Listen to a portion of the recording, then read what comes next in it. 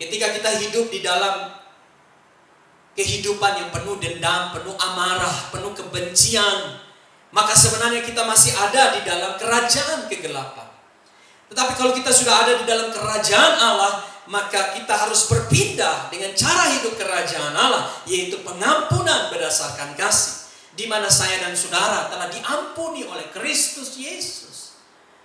Setiap kali kita berbuat dosa, setiap kali itu kita datang kepada Tuhan dan kita minta pengampunan Tuhan. Dan saudara, saat itu juga Tuhan mengampuni kita. Nah, bagaimana kita yang sudah diampuni Tuhan, ketika orang bersalah kepada kita, kita menahan pengampunan atasnya?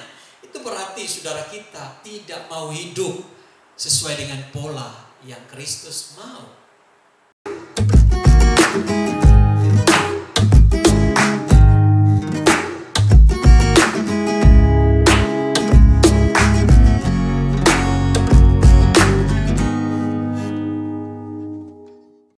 Shalom Bapak Ibu Saudara yang saya kasihi di dalam Kristus Yesus. Puji Tuhan, pada kesempatan ini kita bisa datang kepada Tuhan.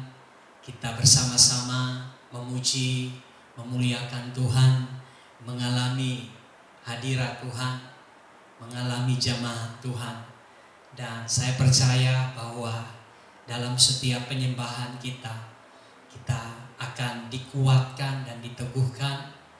Kita akan didewasakan di dalam pengenalan kita akan Tuhan. Dan ke depan pertumbuhan rohani kita semakin hari semakin bertumbuh. Saat ini kita akan mendengarkan firman Tuhan, namun sebelumnya mari kita berdoa. Bapa Surgawi, Bapa yang kami sembah di dalam nama Yesus Kristus, kami sungguh bersyukur pada kesempatan ini kami boleh dapat memuji menyembah Tuhan. Dan tiba saatnya kami akan merenungkan kebenaran firman-Mu. Mari Tuhan berbicara kepada kami, dan biarlah perenungan kami akan firman-Mu akan membawa kami lebih mengenal Tuhan, lebih mengetahui apa yang Tuhan inginkan bagi kami, apa yang Tuhan rencanakan bagi kami, sehingga hidup kami di hari ini dan hari-hari yang akan datang, kami semakin menggenapi rencana Tuhan buat kami. Terima kasih Tuhan, berfirmanlah kepada kami, sebab kami telah siap mendengarkannya. Di dalam nama Yesus kami berdoa, haleluya, amin.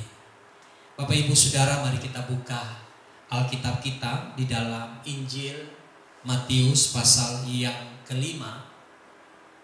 Injil Matius pasal yang kelima, ayat yang ke-17 sampai dengan ayat yang ke-20.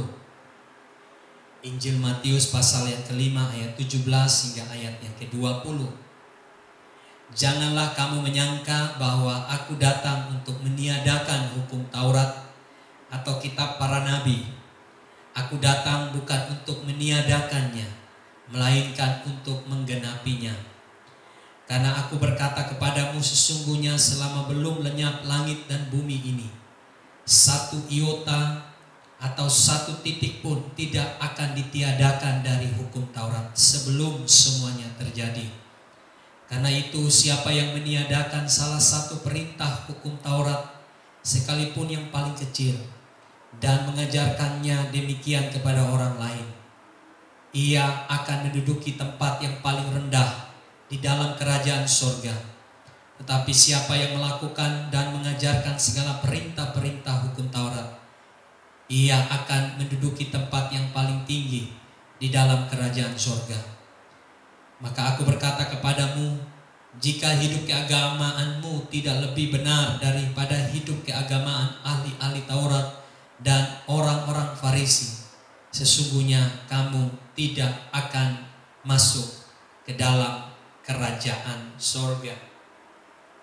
Bapak Ibu Saudara yang kekasih, tema kita hari ini adalah Injil adalah pola hidup kerajaan Allah. Injil adalah pola hidup kerajaan Allah. Selama 2 minggu yang lalu, saya berturut-turut menyampaikan firman Tuhan tentang Injil. Dan saya mengambil prinsip Paulus yang ia tulis kepada jemaat di Korintus di dalam 1 Korintus pasal yang ke-9 ayat yang ke-16. Paulus mengatakan bahwa pemberitaan Injil adalah keharusan bagi hidupnya. Itu berarti bahwa pemberitaan Injil juga merupakan keharusan bagi setiap orang yang percaya kepada Yesus. Mengapa pemberitaan Injil itu begitu penting? Mengapa harus setiap orang percaya memberitakan Injil? Di dalam pembahasan saya yang pertama, saya mengatakan karena Injil adalah kekuatan Allah yang menyelamatkan. Dan pada pembahasan yang kedua, karena Injil adalah kabar baik yang mendatangkan sukacita. Dan pada hari ini mengapa penting kita sebagai anak-anak Tuhan memberitakan Injil? Karena Injil itu adalah pola hidup kerajaan Allah. Bapak Ibu Saudara yang kekasih di dalam Yesus Kristus, tidak cukup buat seseorang hanya percaya kepada Yesus dan menikmati kehidupan yang penuh dengan kelimpahan anugerah keselamatan yang disediakan di dalam Kristus Yesus. Tidak cukup sampai di situ, saudara. Tetapi di dalam menghidupi kehidupan sehari-hari sebagai orang yang percaya, sebagai anak Tuhan, maka kita harus hidup sesuai dengan pola atau cara yang Yesus telah sampaikan melalui pengajaran-pengajarannya dan juga melalui teladan kehidupannya selama ia ada di bumi ini. Saya memberikan satu contoh buat kita. Ketika seseorang akan pindah dari satu negara ke negara yang lain. Ambil contoh saja, dia dari negara A dan dia akan pindah ke negara B. Waktu di negara A, dia hidup dengan pola, dengan cara hidup di negara itu. Pola atau cara itu saya sebutkan sebagai hukum-hukum yang diberlakukan di negara A. Tetapi ketika dia pindah untuk menetap di negara B, maka secara otomatis dia harus meninggalkan pola cara atau hukum sistem yang berlaku di negara A. Dia harus hidup di negara B sesuai dengan pola, cara, hukum atau sistem yang diberlakukan oleh pemerintahan di negara B. Tidak mungkin saudara, dia hidup di negara B dengan tidak mengikuti hukum dan sistem yang berlaku di negara tersebut. Maka saya percaya bahwa orang itu akan dideportasi, akan dikembalikan kepada negara asal. Mengapa? Karena dia tidak mau tunduk, dia tidak mau taat, dia tidak mau mengikuti akan sistem, pola, cara, hukum di negara yang ia akan tempati. Nah, Bapak Ibu Saudaraku yang kekasih, demikian pula kita sebagai anak Tuhan. Dulu kita hidup di bawah pola, cara, sistem, hukum daripada dunia ini. Kita hidup di bawah pola, cara, sistem, hukum daripada kerajaan kegelapan. Tetapi ketika kita percaya kepada Yesus, maka kita juga harus berpindah daripada cara dan pola hidup dari kerajaan kegelapan, berpindah kepada kerajaan Allah, berpindah pada pola dan cara kerajaan Allah. Dan itu sebabnya saudara, mengapa kita harus memberitakan Injil. Supaya setiap orang yang belum percaya kepada Yesus menjadi percaya kepada Yesus. Dan pada akhirnya mereka hidup seperti Yesus hidup. Mereka hidup seperti yang Yesus ajarkan. Sebab mereka bukan lagi berada di bawah kerajaan kegelapan, tetapi mereka telah berpindah kepada kerajaan Allah.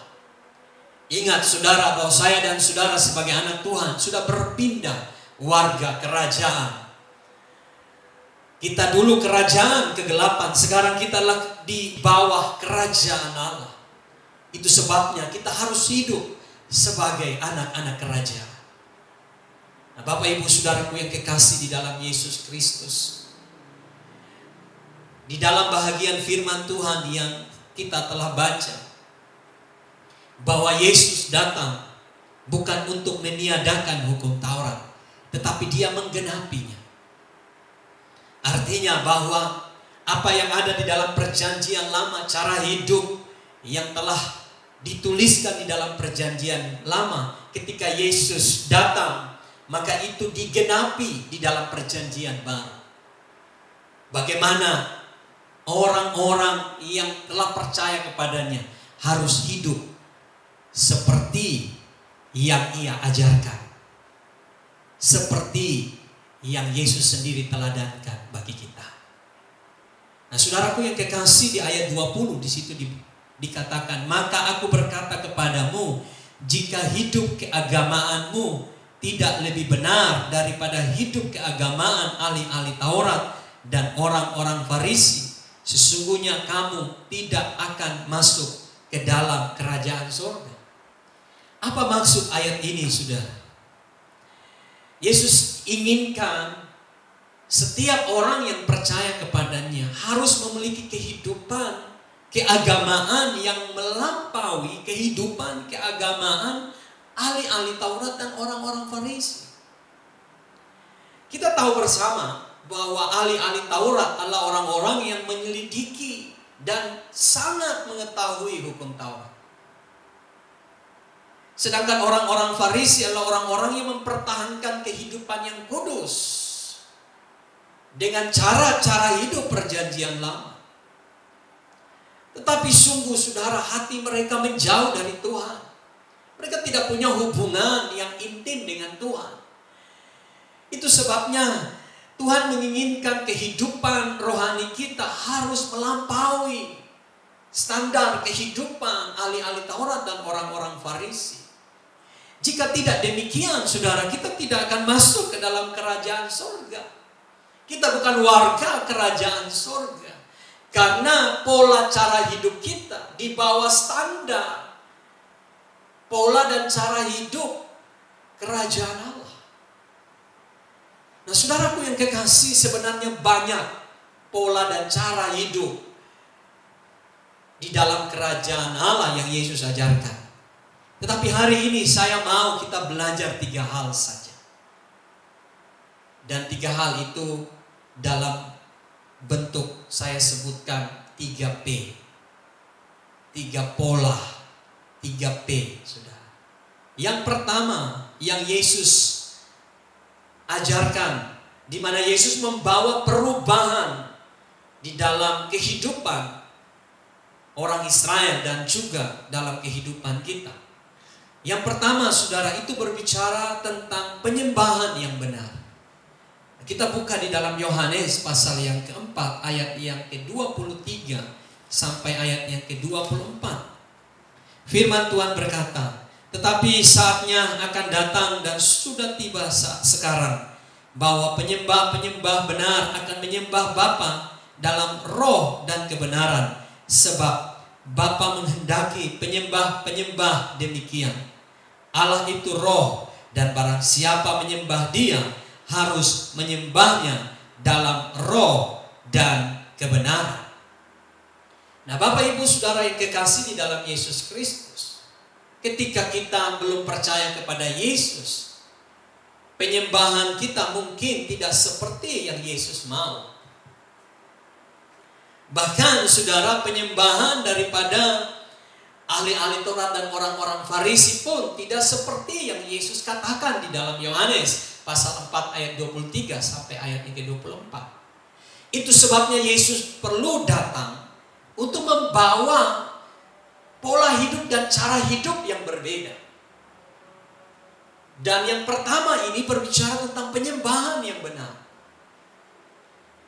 Saudara, Yesus katakan bahwa menyembah itu harus menyembah di dalam roh dan kebenaran. Menyembah Tuhan itu harus di dalam roh. Kata roh itu huruf kecil. Roh dan kebenaran. Apa maksud daripada pernyataan Yesus ini, saudara? Saudara, kalau kita baca kisah perempuan Samaria ini, ketika bercakap-cakap dengan Yesus, kita dapat melihat bahwa cara penyembahan bangsa Israel pada waktu itu terfokus kepada tempat. Terfokus pada satu tempat, yaitu Yerusalem. Dan mungkin ada tempat-tempat yang lain. Mungkin saudara itu terbawa dari leluhur mereka, Abraham, Ishak dan Yakub, di mana dalam perjalanan bapak-bapak patriark itu, bapak-bapak leluhur Israel itu, Tuhan selalu menyatakan tempat untuk berjumpa dengan mereka. Dan juga Yerusalem merupakan pusat dari penyembahan bangsa Israel. Tetapi Yesus datang membawa satu perubahan, bahwa penyembahan itu tidak terfokus kepada satu tempat. Tapi penyembahan itu harus di dalam roh. Roh ini berbicara tentang roh kita. Jadi saudara, penyembahan itu adalah roh kita menyatu dengan roh Tuhan. Artinya penyembahan itu tidak dibatasi oleh tempat, tidak dibatasi oleh waktu. Jadi di gereja bukan saja tempat yang diharuskan untuk kita menyembah Tuhan. Memang gereja itu adalah tempat berkumpul orang-orang percaya untuk menyembah Tuhan. Tetapi tidak cukup di situ. Sebab penyembahan itu bukan masalah tempat, tetapi masalah roh. Itu berarti ketika saya tidak di gereja, saya di rumah, saya di tempat di mana saya bekerja, saya sedang menyetir mobil, saya sedang memasak, saya sedang membaca. Di situ kita bisa menyembah Tuhan. Karena penyembahan itu bukan karena tempat, tetapi roh saya, roh saudara menyatu dengan Tuhan. Jadi penyembahan itu adalah penyembahan tanpa batas, yang tidak bisa dibatasi oleh tempat. Karena Tuhan itu adalah omnipresent. Tuhan itu roh adanya. Dia hadir di rumah Bapak Ibu Saudara. Dia juga hadir hari ini di tempat di mana saya berada. Jadi dimanapun Tuhan ada, di situ Tuhan menginginkan kita untuk menyembah Tuhan. Dan Bapak Ibu Saudara, kemudian penyembahan itu di dalam kebenaran. Nah, kebenaran ini bukan kebenaran menurut saya dan saudara. Standarnya bukan kebenaran dunia ini, tetapi standarnya adalah kebenaran Tuhan, yaitu firman Tuhan. Artinya ketika kita berbicara soal penyembahan, maka penyembahan itu harus dimulai dari hidup yang benar, berakar pada kebenaran, bertumbuh pada kebenaran, dan pada akhirnya berbuah di dalam kebenaran. Ada orang menyembah Tuhan tetapi tidak benar hidupnya. Ada orang menyembah Tuhan tetapi kata-katanya masih kata-kata duniawi. Oh, saya menyembah Tuhan di gereja, haleluya, puji Tuhan, Tuhan Yesus baik. Tapi waktu ke rumah, kata-katanya penuh dengan hujatan, penuh dengan makian, penuh dengan kebun binatang. Itu bukan penyembahan, saudara. Jadi penyembahan itu, saudara, harus terfokus kepada firman. Apa yang firman inginkan untuk kita lakukan. Jadi saudara, hidup kita harus benar-benar tertanam di dalam kebenaran. Sehingga ketika kita menyembah Tuhan, penyembahan kita itu benar di hadapan Tuhan. Penyembahan kita itu diperhitungkan sebagai kebenaran. Sebab banyak orang menyembah Tuhan dengan hati yang sombong. Banyak orang menyembah Tuhan karena dia anak Tuhan. Jadi dia harus memenuhi kewajiban sebagai anak Tuhan. Tetapi tidak bersumber pada hati yang benar. Hormat dengan Tuhan, menghargai Tuhan, menghormati Tuhan. Apalagi saudara, sekarang kita ibadah online.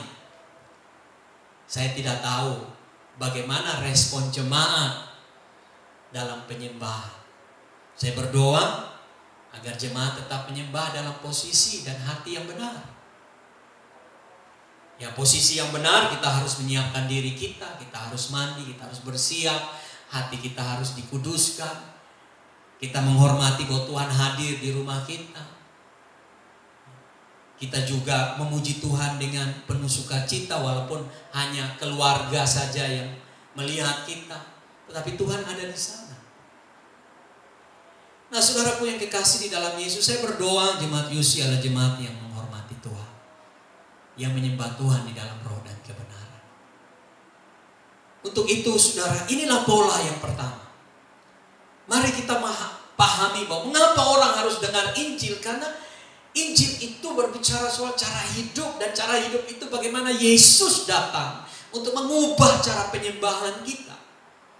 Dan penyembahan kita harus penyembahan di dalam roh dan kebenaran. Bapak Ibu, kemudian yang kedua, P yang kedua,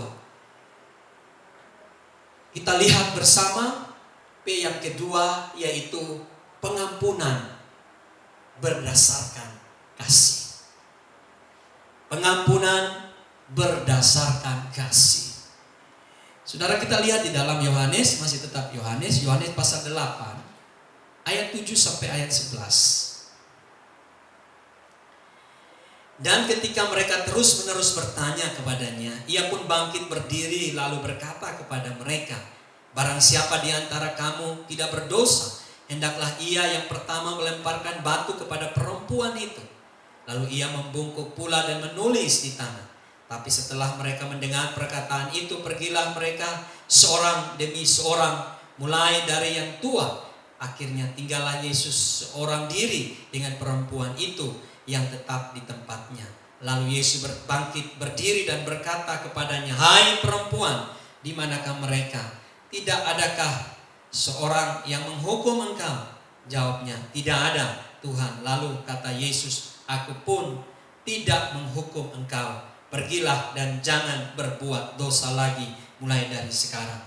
Bapak Ibu Saudara yang kekasih di dalam Yesus Kristus, pola yang kedua ini, Yesus membawa bagaimana kita sebagai orang percaya harus hidup di dalam pengampunan berdasarkan kasih. Di dalam Yohanes yang kita baca tadi, saudara, ada seorang perempuan yang berbuat zina. Dan orang-orang membawa dia ke hadapan Yesus dan mereka berkata bahwa menurut hukum Taurat yang diajarkan Musa, perempuan ini harus dilempari dengan batu. Tetapi kemudian Yesus berkata kepada mereka, kalau di antara kalian tidak ada orang yang berbuat dosa, maka kalian boleh melempari orang yang berbuat zina ini. Tetapi saudaraku, didapati bahwa tidak ada seorang pun yang melempari perempuan ini. Mengapa saudara? Karena mereka juga berbuat dosa dan mereka butuh pengampunan. Jadi saudaraku yang kekasih, kalau pada waktu yang lalu kita di dalam pola hidup dunia ini, kalau ada yang berbuat salah kepada kita, maka kita harus membalaskan itu. Kita harus berbuat sesuatu yang sama kepada dia. Tetapi di dalam pola kerajaan Allah, Yesus menginginkan kita untuk memberikan pengampunan kepada mereka. yang berbuat salah kepada kita. Ini sesuatu yang sulit, saudara. Tapi ini perlu ada di dalam kehidupan kita sebagai anak-anak Tuhan.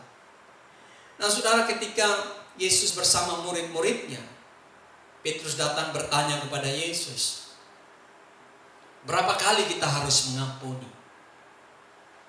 Sampai 7 kali? Petrus berusaha menyodorkan satu angka sempurna yang kita tahu bahwa angka 7 di dalam Alkitab adalah angka yang sempurna. Petrus berusaha meyakinkan Yesus bahwa dia memahami benar tentang pengampunan. Itu berarti 1 hari 1 kali mengampuni orang yang bersalah. Tetapi hal yang mencengangkan kita, saudara, bahwa Yesus tidak setuju dengan apa yang Petrus sampaikan, angka yang Petrus sodorkan. Yesus berkata bahwa jika engkau harus mengampuni, maka pengampunan itu harus 70 kali 7 kali. Nah, saudara, saya melihat angka ini saya kaget juga, saudara. 70 kali 7 sebenarnya saya bisa mendapat angka sekian. Tetapi kemudian ditambah kali lagi. Nah, berapa kali di belakang itu? Artinya, saudara, bahwa tidak ada batasnya. Yesus ingin agar kita sebagai anak-anak Tuhan hidup di dalam pengampunan yang tidak ada batasnya.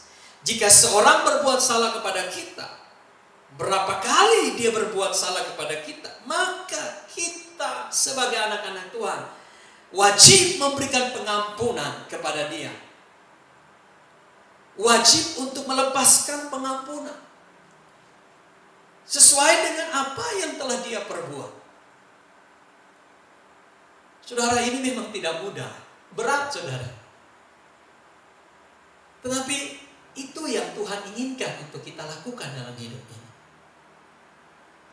Jika kita mau kita diampuni, maka firman Tuhan berkata kita harus mengampuni.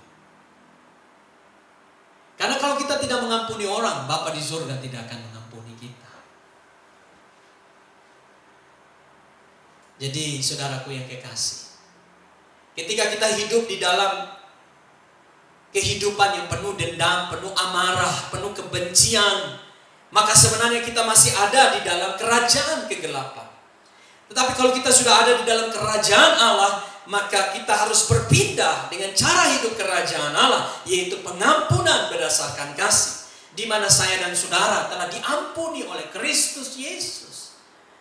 Setiap kali kita berbuat dosa, setiap kali itu kita datang kepada Tuhan dan kita minta pengampunan Tuhan. Dan saudara, saat itu juga Tuhan mengampuni kita. Nah, bagaimana kita yang sudah diampuni Tuhan, ketika orang bersalah kepada kita, kita menahan pengampunan atasnya? Itu berarti saudara kita tidak mau hidup sesuai dengan pola yang Kristus mau. Kita dikenal, saudara, sebagai orang-orang yang penuh kasih. Orang-orang Kristen itu orang-orang yang penuh kasih. Jadi saudara, mari kita hidup mengampuni. Sampai berapa kali? Saudara, tidak ada batasnya. Lepaskan pengampunan bagi mereka yang membutuhkan pengampunan itu. Karena dengan demikian doa kita tidak terhalang. Jika kita masih tidak bisa mengampuni orang, percayalah doa kita tidak akan dijawab oleh Tuhan. Mungkin saudara berkata, Tuhan sakit, Tuhan berat, Tuhan ini sesuatu yang mustahil untuk saya lakukan sebab orang ini sudah berulang-ulang. Saudara, mungkin sebagai manusia saudara bisa menghindari orang itu, tetapi bagaimanapun saudara sebagai anak Tuhan, saudara harus mengampuni dia. Karena dengan saudara tidak mengampuni, itu sebagai penghalang bagi pertumbuhan rohani saudara dan penghalang bagi jawaban terhadap doa saudara. Saudara pilih mana? Mau pilih mengasihani diri saudara dan tetap memelihara sakit hati saudara, dan saudara tidak bertumbuh, doa saudara tidak dijawab, atau saudara pilih untuk berani keluar dari zona itu, saudara melepaskan pengampunan, saudara bertumbuh dan doa saudara dijawab. Saya lebih pilih untuk mengampuni. Nah, saudara, mari Banyak orang di luar sana masih simpan sakit hati. Mereka perlu dengar Injil, bahwa di dalam Injil ada pengampunan. Bapak Ibu Saudara yang kekasih, kemudian yang terakhir, P yang terakhir, kita dapat lihat di dalam Markus pasal 12 ayat yang ke-21 hingga ayat yang ke-44. Pada suatu kali Yesus duduk menghadap peti persembahan dan memperhatikan bagaimana orang banyak memasukkan uang ke dalam peti itu. Banyak orang kaya memberi jumlah yang besar. Lalu datanglah seorang janda yang miskin dan ia memasukkan 2 peser, yaitu 1 duit. Maka dipanggilnya murid-muridnya dan berkata kepada mereka, "Aku berkata kepadamu, sesungguhnya janda miskin ini memberi lebih banyak daripada semua orang yang memasukkan uang ke dalam peti persembahan. Sebab mereka semua memberi dari kelimpahannya, tapi janda ini memberi dari kekurangannya semua yang ada padanya dari seluruh nafkahnya." Saudara, P yang ketiga adalah pemberian yang berkenan. Murid-murid pasti kaget, saudara, ketika melihat dan mendengar pengajaran Yesus tentang persembahan ini. Karena pikiran murid-murid adalah bahwa yang mempersembahkan banyak itulah yang berkenan. Itulah yang Tuhan inginkan. Tetapi Yesus kemudian mengubah pola pikir mereka, mengubah cara pandang mereka. Ayat 44 berkata, sebab mereka semua memberi dalam kelimpahannya, tetapi janda ini memberi dari kekurangannya semua yang ada padanya, yaitu seluruh nafkahnya. Nah, saudaraku yang kekasih, Injil mengajarkan kita pola mengenai pemberian yang berkenan, yaitu pemberian yang lahir dari kesungguhan hati kita kepada Tuhan. Orang bisa beri banyak, saudara, karena dia punya banyak. Orang bisa mempersembahkan dalam jumlah yang besar kepada Tuhan, mendukung pekerjaan Tuhan. Itu luar biasa. Tetapi itu juga, saudara, berasal dari apa yang dia punyai, dan kadang-kadang itu membuat dia lupa bahwa apa yang dia miliki itu dari Tuhan, sehingga dia ketika mempersembahkan, dia mempersembahkan tidak dengan hati yang sungguh-sungguh kepada Tuhan. Tetapi ada hal-hal yang muncul dari kehidupannya. Dia bisa membanggakan diri, menyombongkan diri bahwa dia memberi lebih banyak daripada orang lain. Dan pada akhirnya, saudara, hatinya tidak benar di hadapan Tuhan. Tetapi janda ini, saudara, dia memberi sedikit, tetapi saudara, dia memberi dari seluruh nafkahnya. Artinya, saudara, kita mendapati bahwa hati janda ini begitu sungguh-sungguh kepada Tuhan. Kalimat itu, saudara, ayat 44 itu luar biasa, itu seluruh nafkahnya. Itu berarti, saudara, bahwa ketika dia memberi, saudara, ada rasa sakit di sana. Mengapa? Karena seluruhnya dia beri untuk Tuhan. Kalau tadi yang banyak dia beri banyak, tetapi masih ada pada dia. Tapi janda ini memberi karena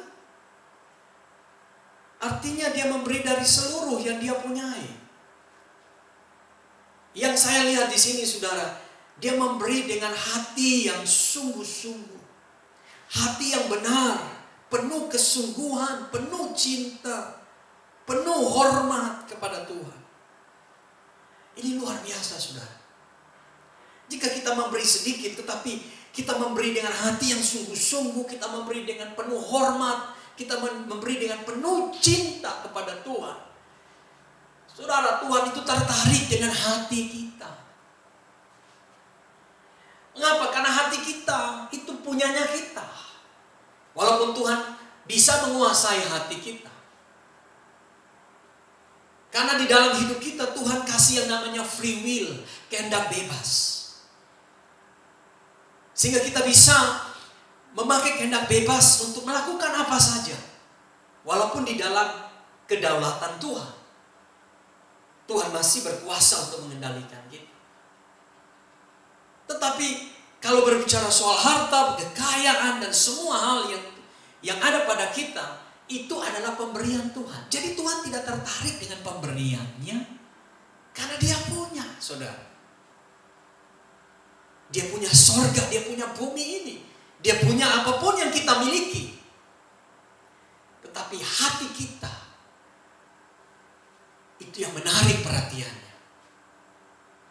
Nah, saudara, ketika kita memberi persembahan dengan hati yang penuh dengan kesungguhan, hati yang penuh dengan penghormatan, hati yang penuh dengan cinta, maka saudara, persembahan kita berkenan kepada Tuhan. Jadi saudaraku yang kekasih, mari kita belajar pola ini. Mari kita memberi, mempersembahkan kepada Tuhan persembahan yang berkenan. Untuk apa? Persembahan kita banyak tapi tidak berkenan, karena hati kita tidak benar di hadapan Tuhan. Kalau kita memberi kepada Tuhan, berilah dengan hati yang benar. Tanpa kita harus mengetahui, tanpa kita harus mencoba untuk mengatur, tanpa kita harus mencoba untuk mengurusi lagi apa yang kita sudah beri buat Tuhan. Sebab ada orang-orang yang Tuhan pakai di dalam pekerjaan Tuhan, yang akan mengelola itu. Untuk apa? Untuk kemajuan pekerjaan Tuhan. Tugas kita adalah memberi. Dan Tuhan pasti memberkati kehidupan kita. Nah, Bapak Ibu Saudaraku yang kekasih di dalam Yesus Kristus, mengapa penting kita memberitakan Injil? Karena Injil itu adalah pola hidup kerajaan Allah. Saya dan saudara telah berpindah dari kerajaan kegelapan pada kerajaan Allah. Mari kita hidup dengan pola hidup kerajaan Allah. Dan pola hidup kerajaan Allah yaitu penyembahan kita adalah penyembahan yang benar. Menyembah di dalam roh dan kebenaran. Kemudian yang kedua, saudara, berbicara tentang pengampunan. Pengampunan kita harus pengampunan yang berdasarkan kasih. Dan yang terakhir, yang ketiga, itu berbicara soal persembahan. Persembahan kita adalah persembahan yang berkenan. Memberi dengan penuh motivasi, kesungguhan hati yang benar. Memberi dengan kesungguhan, dengan penghormatan, cinta kepada Tuhan. Saya percaya dengan pola hidup ini, kita akan menikmati berkat-berkat kerajaan Allah. Ketika kita hidup di bawah kerajaan Allah, di bawah pemerintahan Allah, maka kita juga harus taat kepada pola dan cara hidup kerajaan Allah. Dan pasti kita akan menikmati berkat-berkat kerajaan Allah. Kiranya firman Tuhan memberkati kita.